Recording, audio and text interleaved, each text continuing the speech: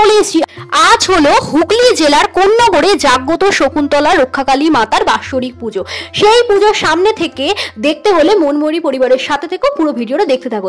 পুরো ভিডিওটা স্কিপ না করে তোমরা দেখতে থাকো। এখন আমি দাঁড়িয়ে আছি বাদল পালের গোলার একদম সামনে, যেখানে প্রচুর মানুষের ভিড়। আর একটু পরে এখান থেকে ঠাকুর বেরিয়ে চলে যাবে মন্দিরে, তারই প্রস্তুতি চলছে। এখানে মাকে সাজানো হচ্ছে, সাজিয়ে মাকে নিয়ে যাওয়া হবে মন্দিরে।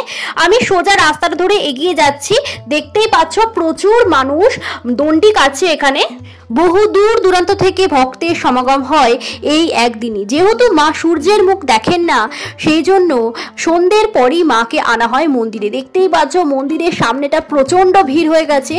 আগেবারও দেখতেই পাচ্ছ খুব সুন্দর করে লাইট দিয়ে সাজানো হয়েছে। মা খুবই জাগ্রত। বলা হয় মায়ের কাছে যদি মন ভরে কিছু চাওয়া হয়, মা তার মনস্কামনা পূর্ণ করেন। তাই দূর দূর থেকে প্রচুর ভক্ত ছুটে এসছে মায়ের কাছে। অনেকে মনস্কামনা পূরণ করে দণ্ডিও কাটছে এই মন্দিরে।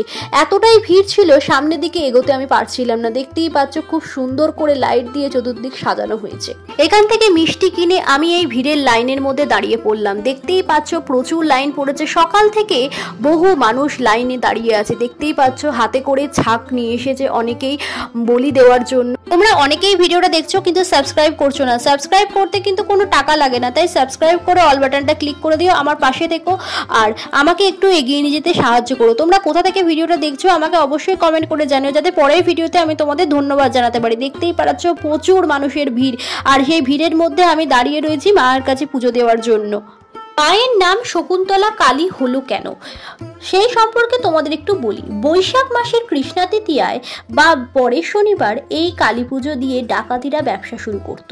মস্ত অসত্য গাছের নিচে ছিল মায়ের স্থান, আর গাছের ওপরে বাস করত দলে দলে শকুন। তাই জন্য এই মায়ের নাম হয়েছে শকুন্তলা রক্ষাকালী মাতা পুজো। দেখতেই পাচ্ছ গাঁদা ফুলের মালা দিয়ে খুব সুন্দর করে মন্দিরটা সাজানো হয়েছে। এই যে দেখতে পাচ্ছ এইখানে বলি হবে, যেখানে প্রচুর মানুষ নিয়ে এসেছে ছাক। দেখতেই পাচ্ছ খুব সুন্দর করে মন্দিরের চতুর্দিক সাজানো হয়েছে। মাকে বসানো হয়ে গেছে বেদিতে, তাই সামনে প্রচন্ড ভিড়। আমি তোমাদের সামনে যতটা পারছি তুলে ধরার চেষ্টা করছি বন্ধুরা। দেখতেই পাচ্ছ খুব সুন্দর করে সাজানো হয়েছে, সামনে প্রচুর ভিড়। দেখতে পাচ্ছ অসংখ্য মানুষ এই জানলা দিয়ে মাকে পুজো দেওয়া। প্রচুর জায়গা থেকে প্রচুর মানুষ আসে এই মায়ের কাছে পুজো দেওয়ার জন্য। আমি মায়ের প্রস্তুতির ভিডিও চ্যানেলে অলরেডি আপলোড করে দিয়েছি। যারা ভিডিওটা দেখোনি তারা গিয়ে চ্যানেলে দেখে আসতে পারো। দেখতেই পাচ্ছ পুজো শুরু হয়ে গেছে, সামনে প্রচণ্ড ভিড়। যতটা সম্ভব আমি তোমাদের সামনে তুলে ধরার চেষ্টা করছি। দেখতেই পাচ্ছ প্রচুর মানুষ লাইন দিয়ে দাঁড়িয়ে রয়েছে মাকে পুজো দেওয়ার জন্য। প্রত্যেক মানুষ ভক্তি ভরে মায়ের কাছে প্রার্থনা করছে।